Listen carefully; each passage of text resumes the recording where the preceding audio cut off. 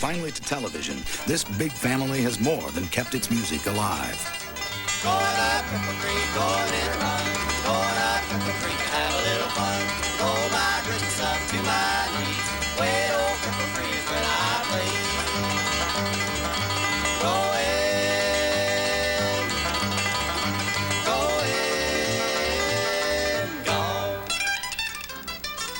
Spunky, effervescent, and filled with youthful fun, the Stoneman family was an event. This was one family you had to go see. The energy on stage, they never try to compete, but I don't think compete with other people. They compete with each other all the time. And in doing so, they really come up with some hot licks and hot steps on the stage. I tell you couldn't stand still. The Stoneman story is a rags to riches and riches back to rags saga. And it all began in Galax, Virginia in 1924, where a man named Ernest B. Stoneman lived and worked. He was better known as Pop Stoneman, and for obvious reasons. He and his wife Hattie had 23 children, 13 of whom survived childhood. He was a carpenter by trade, but his real love was music.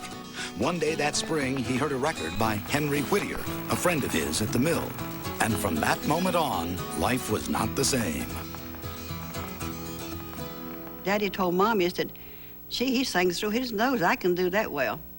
And she said, well, Ernest, if you think you can, why don't you try it? Pop Stoneman ended up going to New York and making 2 recordings, accompanying himself on the auto harp and his harmonica. One of those songs was The Titanic. That tune sold 1 million copies. And the legend of the Stoneman family really began.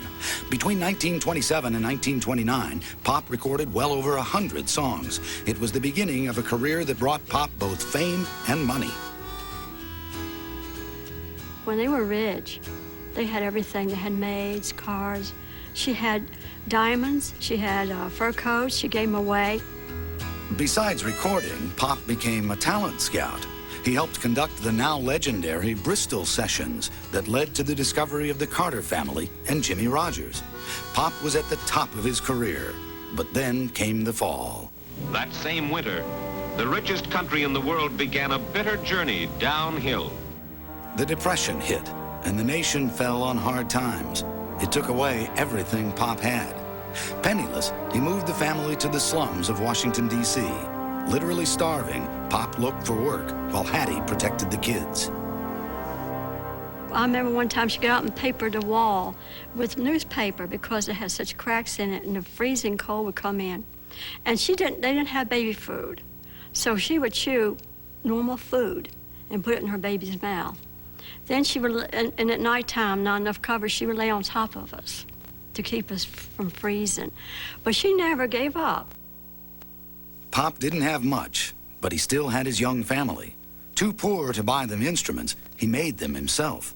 He decided to form a family band, a decision which had certain advantages. You can't depend on other musicians. And if they did show up, a lot of times they'd hire them, they'd show up drunk, and Daddy didn't go for that. So it's better to have your own children that you can control and take with you. And besides, he was our babysitter. He took us with him, you know? Growing up without toys, the Stoneman children had only instruments to play with. But that made most of them fine musicians. They called their first family band the Stonemans. And as the younger children got old enough to play, the older ones started their own groups. There was the Pop Stoneman Little Pebbles. And if anybody in the Little Pebbles got playing pretty well, then the champs took them away to them, and Daddy would have to bring in another kid, you know? And at one time, there was about 5 or 6 groups playing in Washington, D.C., and all of them were Stonemans. Year after year, and then decade after decade, the rompin', stompin', pickin', singin' Stoneman family played on local television, cut albums, worked clubs, and burned the highways in their bus on the road. But real success seemed elusive, until finally, in 1956, a Stoneman group, the Bluegrass Champs, were winners on Arthur Godfrey's Talent Scouts. And like a lucky charm, more success followed. They shared the bright lights of television on Shindig, Hee Haw, The Jimmy Dean Show, and then the Grand Ole Opry. Here is the Stoneman family.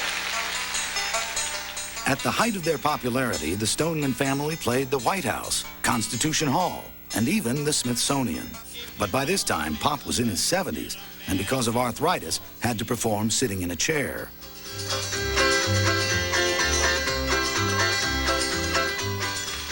With as much talent as determination, he'd never gotten the fame many say he deserved, and big success had never come his way. But Pop made sure he lived long enough to win a country music award. Then, 1 year later, Pop passed away. When they announced the Stonemans had won, Donna and Ronnie ran up on stage and Daddy was coming down the aisle. He was late, but he was coming down the aisle on his crutch. But I think he was so proud of the family. He was proud of that award, and I guess that was a big night in their lives.